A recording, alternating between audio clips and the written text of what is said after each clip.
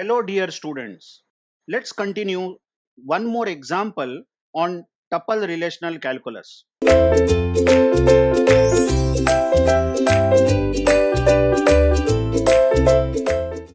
I have taken same tables EMP and department that we saw in the earlier video. Now the query asked is list employee names. We want to list names of all employees and the department names in which they work. But we want to list names of only those employees who work in department located in Delhi. That's the query. So first of all, you just find out what do you want to display. You want to display name, this column, which is from EMP relation, and you want to display D name, department name, which is in DEPT relation. So that's very easy. I mean, while writing tuple relational calculus query, we will say E is a tuple variable for employee relation and we want to list name of the employee. And D is the tuple variable associated with department relation and we want to display D name. That's very easy. But then watch something over here. First time, in the examples that we have taken, we are listing columns or attributes from two different relations. D name is from department and name is from EMP relation. The queries that we saw till now had listed attributes only from one relation. This is first time that we are displaying attributes from two different relations. Then this is a typical example of join.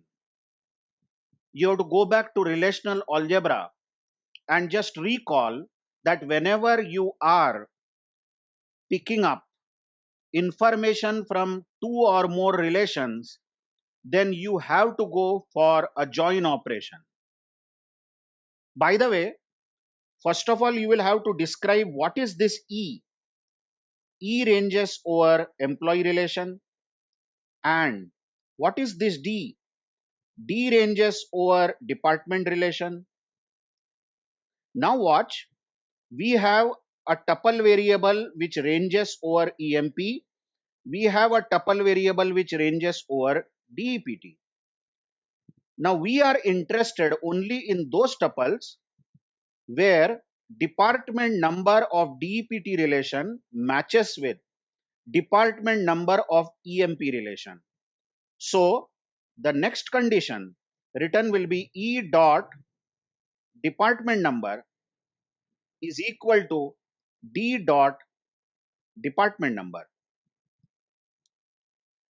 One more condition that is asked is that we must display these two informations only if the department number that we are talking about over here, the department in which the person works, is located in Delhi. So after this and, we will put one more condition, D dot D lock, department location must be Delhi. This becomes TRC query. To understand this, let's take a very small example. We have EMP relation in which we have number, name, correct? Then we have salary. I will not show salary as we are not talking about, just to save some space. And we have DEPTNO. Just imagine three employees again with names ABC and department numbers are 10, 20, 10. I've shown only three employees. You can imagine EMP relation to be very large. Now comes DEPT relation in which we have department number, name of the department, D name, and D lock. Now we have two departments, correct? 10 and 20. Let's say department name over here is CS and 20 department is IT and CS is located in Delhi and IT is located, let's say, in Mumbai. All right. So what do you now know? We have to list name, employee name, and department name.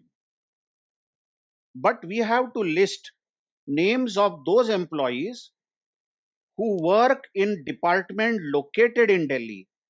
So first of all, you will have to find out whether D location is Delhi.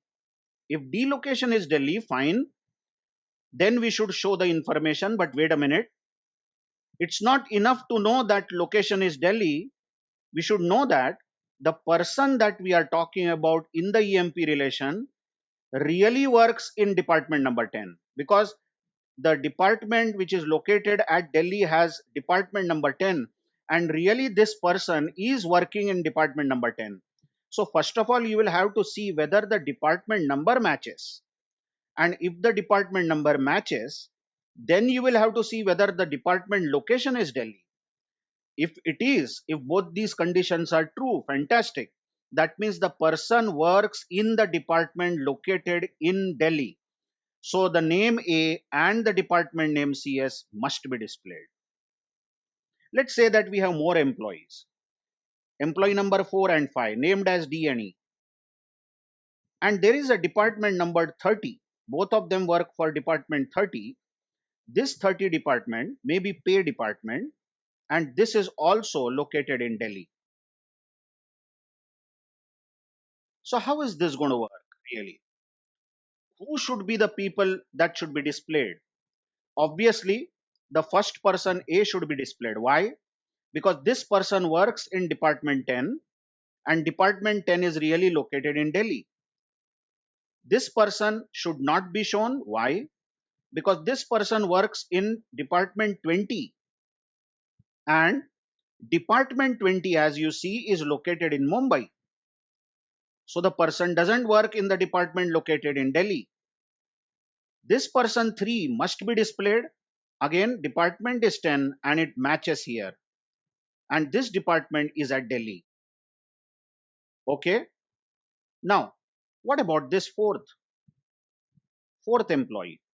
Look, this person works in department 30 and department 30 is really located in Delhi.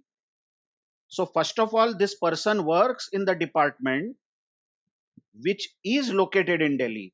So what are you supposed to compare first of all? Whether the departments match in both the relations. If the departments match, then look into the department location.